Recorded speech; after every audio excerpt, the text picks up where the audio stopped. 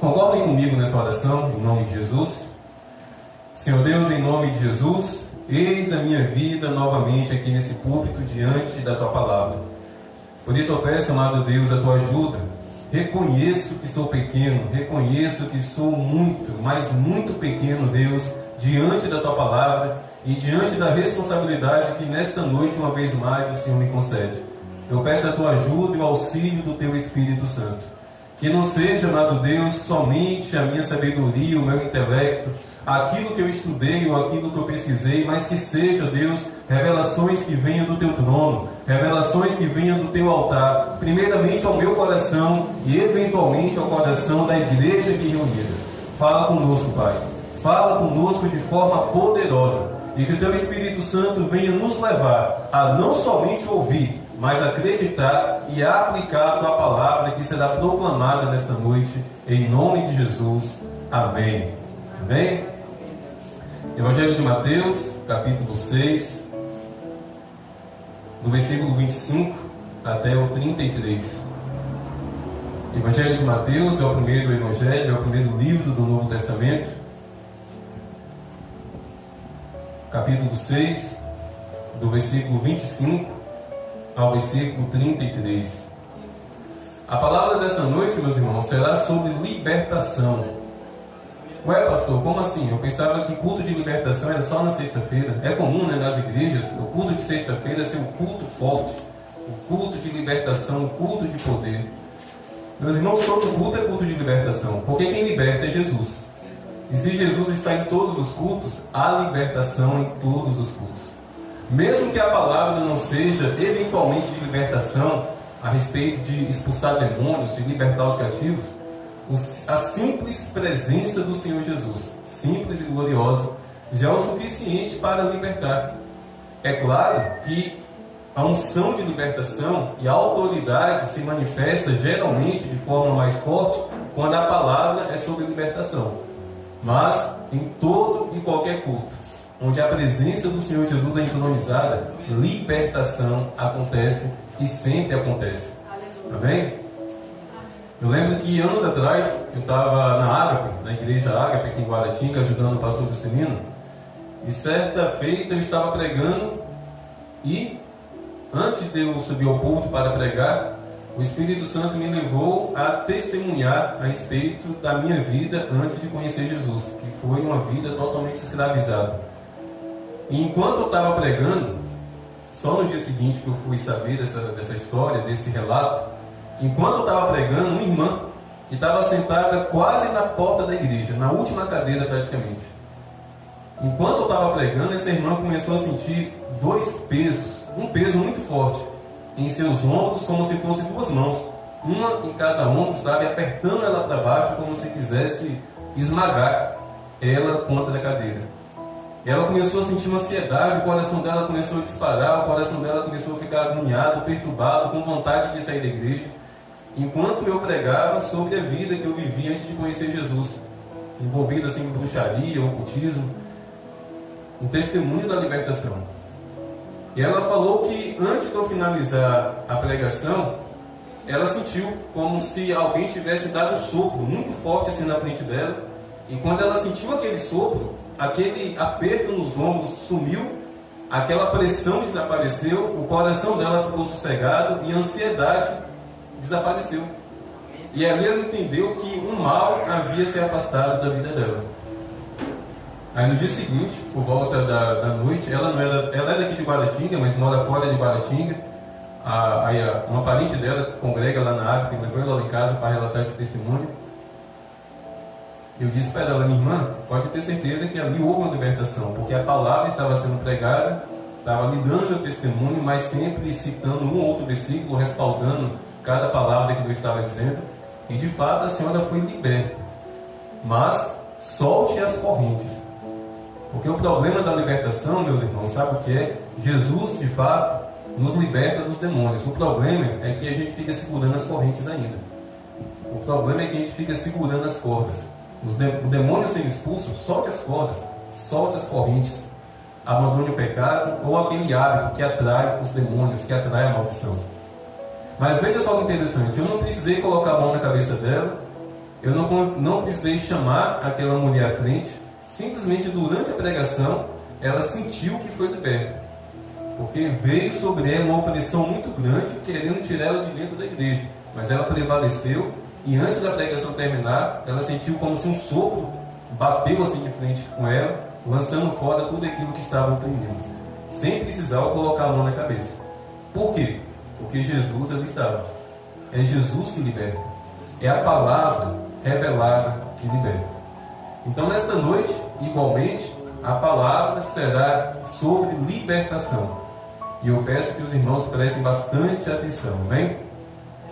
Evangelho de Mateus, capítulo 6, do 25 ao 33. Por isso digo a vocês, Jesus ensinando, não se preocupem com a sua vida, quanto ao que irão comer ou beber, nem com o corpo, quanto ao que irão vestir. Não é a vida mais do que o alimento, e não é o corpo mais do que as roupas? Observem as aves do céu, que não semeiam, não colhem, nem ajuntam em celeiros. No entanto, o Pai de vocês, que está no céu, as sustenta. Será que vocês não valem muito mais do que as aves?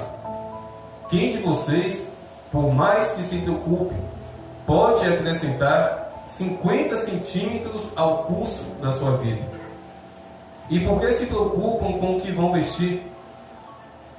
Observem como crescem os lírios do campo. Eles não trabalham e nem fiam. Eu, porém, afirmo a vocês que nem Salomão, em toda a sua glória, se vestiu como qualquer um deles. Ora, se Deus veste assim a erva do campo, que hoje existe e amanhã é lançada no forno, não fará muito mais por vocês, ó homens de pequena fé? Portanto, não se preocupem dizendo, o que comeremos, o que beberemos, ou com que nos vestiremos? Porque são os ímpios que se preocupam com todas essas coisas. O Pai de vocês, que está no céu, sabe que vocês precisam de todas elas. E aqui vem um versículo muito conhecido, eu peço que os irmãos repitam comigo, amém? Mas busquem em primeiro lugar o reino de Deus e a sua justiça, e não ficou legal não, de novo. Mas busquem em primeiro lugar o reino de Deus e a sua justiça, e amém. Glória a Deus, amém? Ué, pastor, o senhor falou que seria um culto de libertação. Eu não vi nenhum demônio sendo expulso nesses versículos. Eu não vi nenhum espírito maligno sendo amarrado. Eu não vi nenhuma pombagira gritando e saindo correndo. Que palavra de libertação é essa, pastor? Mas eu insisto em dizer, meus irmãos, é uma palavra de libertação.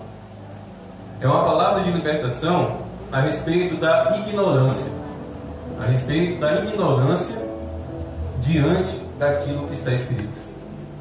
Porque, meus irmãos, a Bíblia fala, na verdade, o Senhor Jesus, no Evangelho de Marcos, capítulo 12, versículo 24, ele afirma que nós erramos, e erramos muito, porque não conhecemos a Escritura, a palavra e o poder de Deus.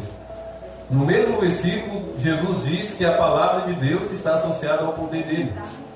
Então, a ignorância a respeito da palavra de Deus nos leva a viver uma vida distante do poder de Deus e a ignorarmos a essência e a verdade contida na palavra de Deus.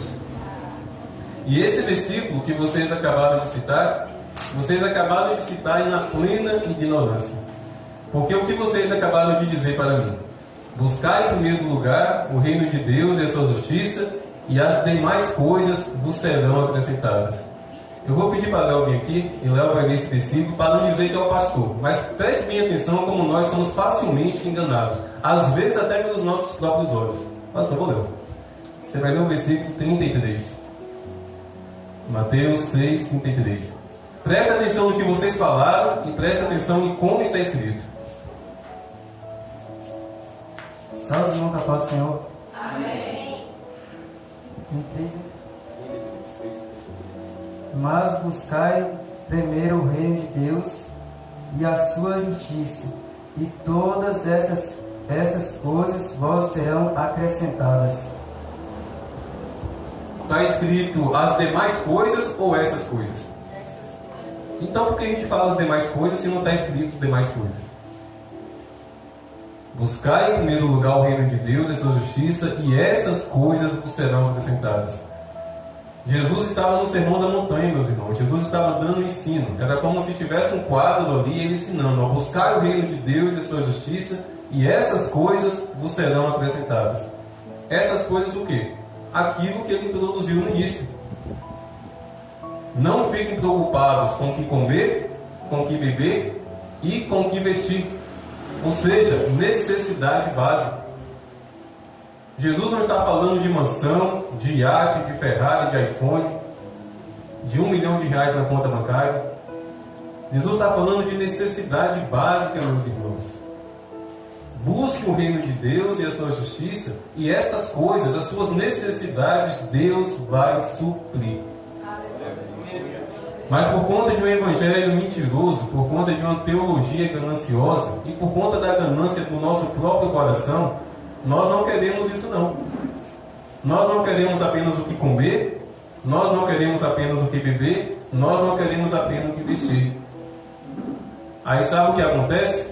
Se levanta líderes gananciosos que se aproveitam da ganância do povo para pregar esse versículo de forma mentirosa. Busque o reino de Deus e sua justiça, e as demais coisas, adulterando e deturpando a palavra de Deus.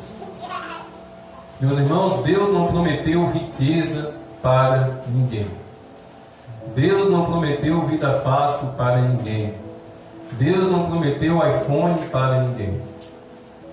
Tudo isso sim podemos ter, podemos desejar, podemos almejar, e trabalhando podemos nos esforçar, sem fazer sacrifício de dor, é claro, para ter tudo isso. Podemos sim. Mas não coloque isso, meus irmãos, nas mãos de Deus, como se Deus fosse obrigado a te dar as demais coisas só porque você está vindo para a igreja. É por isso que essa palavra é de libertação, para nos libertar dos enganos que estão sendo pregados. E que eu acho interessante nesse versículo, que é pregado de forma enganosa sobre as demais coisas, é que mesmo com a Bíblia aberta, os nossos olhos ali voltados para a Bíblia, a força do hábito nos leva a dizer as demais coisas. Mesmo na nossa frente, o que está escrito ali é o contrário. São estas coisas: o que comer, o que beber, o que vestir. E esse versículo, sendo manipulado em outros versículos, como eu disse, fez com que surgissem líderes, falsos pastores, que transformaram Deus em um gerente de banco e a Bíblia em um cartão de crédito. E farejando a ganância no coração de muitos crentes, pregam somente o que os crentes querem ouvir. Deus vai prosperar vocês. Deus vai enriquecer vocês. Se vocês fazerem isso, isso e isso, entenda isso, é dinheiro. Além do dízimo e da oferta, eles usam esses versículos mentirosos para levar as pessoas a abrirem os bolsos para ofertar, além do dízimo e da oferta, que é bíblico, mais e mais e mais dinheiro, acreditando que Deus vai devolver 1000 vezes mais. E ô pena que dá, porque eu conheço alguns, meus irmãos, eu já disse isso aqui algumas vezes, conheço pessoas que já pegaram dinheiro emprestado para honrar com esses votos, esses compromissos mentirosos,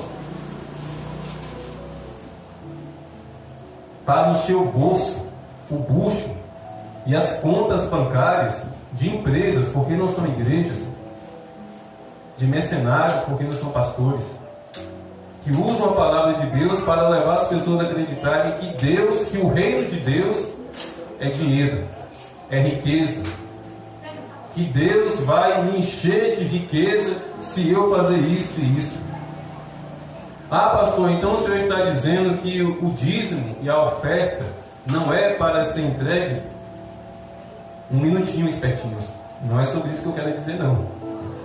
Dízimo é bíblico. Oferta é bíblica. Mas o que passar disso vem do coração maligno do homem, vem do coração esperto de muitos homens. É somente dízimo e oferta. Dízimo é 10% do que você recebe ali no decorrer do mês. Oferta é o que você sentir no seu coração.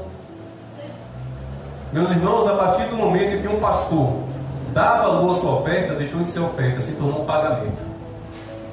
A partir do momento que um pastor abre a boca para dizer, vamos trazer uma oferta aqui de R$100 cada um, deixou de ser oferta. Se tornou um pagamento que aquela pessoa está fazendo. Oferta aí, no seu coração. Meus irmãos, hoje eu não coloquei uma moeda no gasofilácio, porque infelizmente eu esqueci. No meio do caminho eu coloquei a mão no bolso. Meu Deus, estava com nota de R$5 para colocar aqui, mas amanhã eu estou aqui na igreja orando, vou colocar no gasofilácio. Mas, meus irmãos, quantas e quantas vezes já coloquei moeda de 10 centavos aí dentro? Quantas e quantas vezes? Era o que eu tinha, e eu sei que Deus recebeu. Enquanto ao dízimo, apesar de eu e minha esposa não termos um salário fixo, o que a gente tem recebido durante o mês, a gente tem se esforçado para estar de semana a semana colocando aqui os 10% daquilo que a gente recebe. E eu fico muito feliz porque, embora o corpo de membros dessa igreja, meus irmãos, são apenas 20 pessoas. Acredite, uma igreja com 20 pessoas não se sustenta financeiramente. Mas mês após mês, pensa a felicidade que surge no meu coração quando eu vou lá na casa da mulher que é dona desse ponto e entrego para ela no dia certinho, todo dia 10, R$350. Felicidade que bate no meu coração quando mês após mês eu pago a energia, eu pago a água, quando não falta dinheiro eu pago a mineral. Tudo com as moedinhas, com os R$2, com as ofertas, com o dízimo dos irmãos. E eu conheço a realidade de todos vocês. Eu sei que nenhum de vocês aqui são ricos ou milionários, mas é a graça de Deus, é o milagre de Deus. E há quase um ano que eu estou aqui pastoreando vocês nunca me viram choramingar aqui nesse púlpito. A obra de Deus está passando dificuldade. Oh Deus, levanta pessoas para socorrer a obra. Ou a angústia que me dá quando eu vejo um pastor chorar, dizendo que a obra de Deus está passando por dificuldade. Meus irmãos, no dia que a obra de Deus estiver passando dificuldade, eu deixo de ser pastor. Porque que Deus é esse que vai deixar a obra dele passar dificuldade? Eu deixo de ser pastor. Deus não deixa a obra dele passar dificuldade, não. Nesse mundo temos aflições, e essas aflições recaem também sobre a igreja? Recaem. Mas a igreja sempre vai ter bom ânimo e vai acreditar que Deus vai suprir a necessidade como tem suprido. Um corpo ministerial, meus irmãos, um corpo de membros de apenas 20 adultos e umas 12 crianças, acredito, não é suficiente. Mas eu fico tão maravilhado com Deus que nessa crise, que nessa guerra, que nessa praga que está tendo com a chikungunya, eu estou há mais ou menos uns 20, 25 dias comprando remédio para os irmãos. Eu acho que já comprei umas 10 cartelas de Tilenol, falou que o Tilenol é bom e está funcionando. Está saindo do meu bolso? Está saindo do gasofilácio. Porque tudo que entra aqui é para gastar com Jesus. E a forma da igreja gastar dinheiro com Jesus não é construindo um templo, não. É ajudando os irmãos, é socorrendo os irmãos. Ah, pastor, e o terreno? E a igreja? Meus irmãos, eu não vou fazer nenhuma campanha para arrecadar dinheiro. Eu não vou vender um cachorro quente aí fora. Eu não vou pedir dinheiro, eu não vou pedir oferta especial a nenhum de vocês. Não estou dizendo que quem faz isso está errado, tá bom? Mas o que veio ao meu coração da parte do Senhor foi: diz a Ele que já está pago, tudo já está pago. Deus liberou essa palavra a respeito do terreno, a respeito da construção, e já tem 1000 lajotas lá, já tem 1000 lajotas guardadas na casa de um rapaz, já tem uma caçamba de areia garantida, 3 sacos de cimento garantidos. Quem vai construir é Deus. Tem aqui um pedreiro. Eu não tenho dinheiro, a igreja não tem dinheiro, mas nós temos fé. Nós temos fé. E eu só peço a Júcia e a família dela paciência. Ó, Deus falou que vai pagar, viu, Júcia? Paciência. Mas eu descansei nessa palavra. Por isso eu não vou colocar o meu passo na frente de Deus. Se Deus falou que está pago, que já está pago, então não é dinheiro, é Deus. É fé que vai levantar aquelas 4 paredes e que vai edificar uma igreja ali naquela rua. Porque a igreja não precisa de dinheiro, a igreja precisa de fé. Se a igreja tem fé, o recurso vem, na medida certa. Eu confesso que mês passado, no decorrer desses dias, eu fiquei preocupado. Oh Deus, eu estou tirando aqui para comprar o Tilenol, para comprar o remédio para essas pessoas. Será que vai faltar para aluguel? Mas não faltou. Não faltou e não falta, porque Deus não abandona a obra dele. Amém, meus irmãos? Porque esse é o entendimento que eu tenho. Todo recurso que entra na igreja é para gastar com Jesus. E como a gente gasta dinheiro com Jesus? Socorrendo os necessitados. Eu sempre gosto aqui de frisar para que sirva de testemunho e até para que eu testemunhe a respeito de mim mesmo, para me fortalecer nesse propósito. Não quero, não sou e nunca serei assalariado. Deus me livre de ser um pastor assalariado. E eu não critico, eu não repreendo aqueles que o são, se assim congregam e fazem parte do ministério que os assalariam, na bênção. Mas eu quero viver, meus irmãos, essa alegria, sabe, de ser sustentado por Deus. Eu quero viver esse prazer, sabe, de trabalhar para o Senhor e ver Deus colocar alimento na minha panela, colocar socorro dentro da minha casa. Porque para mim, meus irmãos, é uma honra servir o Senhor. Eu acho que não tem uma única casa dos irmãos que estão aqui, a não ser os visitantes, que eu ainda não entrei. Até o casal aqui, que daqui a pouco tempo, já fui lá 2 vezes. Eu faço isso com tanta alegria, porque eu entendo que sou eu que estou sendo abençoado, sou eu que estou recebendo dádivas de Deus quando eu entro em cada casa. Dias atrás um rapaz me perguntou: pastor, qual o pastor que o senhor quer ser? Qual o pastor aqui no Brasil que o senhor admira, que o senhor quer ser, que o senhor quer fazer igual? Eu vou falar, meu irmão, sinceramente, eu tenho alguns pastores que eu admiro, principalmente aqui em Guaratinga, mas sinceramente eu não sinto vontade de ser igual a nenhum pastor que eu conheço. Eu quero ser igual a Jesus. Porém, eu sei qual é o tipo de pastor que eu não quero ser. Quanto a isso, está bem claro no meu coração. Eu sei o pastor que eu não quero ser. E um dos pastores que eu não quero ser é pastor assalariado, é pastor que não visita, é pastor que não se preocupa, é pastor que não vai fazer de tudo para socorrer aquela pessoa que está necessitada. Eu preciso ser esse pastor, porque é aí que eu sou pastor. Vocês não estão olhando para o pastor aqui agora, vocês estão olhando para o pregador. Eu sou pastor quando eu entro dentro da casa de vocês. Eu sou pastor quando eu me preocupo com a saúde de vocês. Eu sou pastor quando eu coloco meus joelhos no chão e intercedo pela vida de vocês. Aí eu sou pastor. Aqui eu sou um pregador.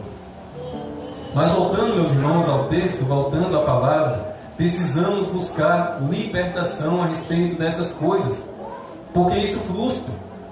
Quantos e quantos cristãos estão frustrados porque acreditaram em uma promessa que Deus não prometeu? Ué, Jesus, eu acreditei naquela oferta especial, eu vendi o meu botijão para dar uma oferta ali na igreja que o pastor falou e a minha vida não mudou. E o cara de pau do pastor ainda disse para o pobre coitado: é porque você não teve fé não, viu? Tem que ter mais fé. Vendeu o botijão para dar a oferta ali, e o infeliz disse que não teve fé. Repito, dízimo e oferta, amém? Dízimo e oferta é o que a Bíblia estabelece. Oferta é amor, é o que Deus tocar no seu coração. Dízimo está estabelecido na Bíblia, é 10%. Mas eu volto a repetir algo que eu repeti cultos atrás, tá bom? Se alguns de vocês aqui estiverem passando por dificuldade financeira, se alguns de vocês aqui estiverem passando por problema de enfermidade e por conta disso não estão devolvendo dízimo, me procurem, meus irmãos. E vou estar orando por vocês, vou estar liberando vocês diante do Senhor. Eu acredito que eu tenho autoridade para isso. Meu irmão, minha irmã, durante esse período aqui, não devolva o seu dízimo não. É a igreja que tem que socorrer nesse momento. Vai cuidar da sua saúde, vai cuidar da sua família. Deus não vai ficar pobre sem o seu dízimo não. Mas quando você se recuperar, volte novamente, amém? Mas cuide primeiro da sua saúde. Porque quem cuida da igreja é Deus. E não é a ausência do seu dízimo que vai fazer essas portas se fecharem não. É a ausência da fé. E eu acredito que fé aqui tem de sobra. Amém? Mas buscar em primeiro lugar o reino de Deus e a sua justiça, e o que comer, o que beber e o que vestir será acrescentado na minha vida e na sua vida. E eu falo isso, meus irmãos, com conhecimento de causa. Eu estou vivendo isso. Tem quase 3 anos que eu fui demitido. Tem quase 3 anos que, infelizmente, eu não posso me comprometer. Dias atrás eu estava até comentando com gente, que vontade, sabe, de voltar a trabalhar. Eu fui pro quintal, peguei enxada e fui capinar. Eu sinto saudade, é sério, eu sinto saudade da vida, sabe? Eu sinto saudade de sair cedo de casa, de chegar tarde da noite, mas infelizmente aconteceram tragédias que me impedem hoje de trabalhar. Mas eu tenho visto Deus, meus irmãos, fazer cada milagre. Cada milagre. E sem eu precisar ofertar algo especial. R$91 simbolizando o Salmo 91. R$150 simbolizando o 150, o Salmo 150. Uma oferta especial de R$33 simbolizando a idade que Cristo morreu. Eu já ouvi tudo isso.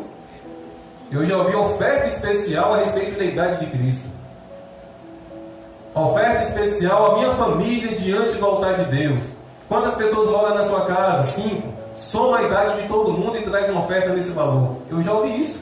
Imagine uma casa que tem 10 pessoas. E uns 4 velhos de 80 anos dentro dela. Mas são uns R$1.000 só dessa baboseira. Só dízimo e oferta é o que a Bíblia pede. Amém? E muitos, por não acreditarem nisso, estão ficando presos espiritualmente. Porque estão acreditando em algo que Deus não prometeu. Ah, pastor, mas lá em Malaquias capítulo 3, versículo 10, a Bíblia diz que Deus de fato vai nos abençoar financeiramente se entregarmos o nosso dízimo e se entregarmos as nossas ofertas. Mentira! Enganaram vocês. A respeito do dízimo e das ofertas, meus irmãos, Deus nunca prometeu devolver na mesma moeda. Vamos lá? Malaquias capítulo 3, versículo 10. Tragam todos os dízimos à casa do tesouro, para que haja mantimento na minha casa. Aonde? No bolso do pastor? Na conta bancária do pastor? Na casa do Senhor. Suprir as necessidades da casa: energia, água mineral, aluguel, ou remédio para socorrer os irmãos. Tragam todos os dízimos à casa do tesouro, para que haja mantimento na minha casa. Ponham-me à prova, diz o Senhor dos Exércitos, se eu não lhes abrir as janelas do céu e não derramar sobre vocês bênção sem medida. Onde está escrito dinheiro aqui? Onde está escrito que Deus vai derramar dinheiro, que Deus vai derramar ouro, que Deus vai derramar carro, que Deus vai derramar moto? Está falando bênção. E tem bênção maior de conseguir vir para a igreja, mesmo se arrastando por causa da chikungunya? Tem bênção maior de estar sentado aqui na igreja com uma criança cochilando no colo? Tem bênção maior do que acordar de manhã e a misericórdia do Senhor se renovar sobre a minha vida e sobre a sua vida? Bênção. Bênção, meus irmãos. Ele não prometeu dinheiro, Ele não prometeu riqueza. Podemos ter tudo isso? Podemos sonhar com tudo isso? É claro que podemos. E se vivermos uma vida íntegra e reta diante do Senhor, pode ter certeza que Ele vai nos abençoar, vai nos dar força, vai nos dar estratégias, vai nos abrir portas de emprego para recebermos bem, tudo para a glória dEle, tudo vindo desse pacote de bênção.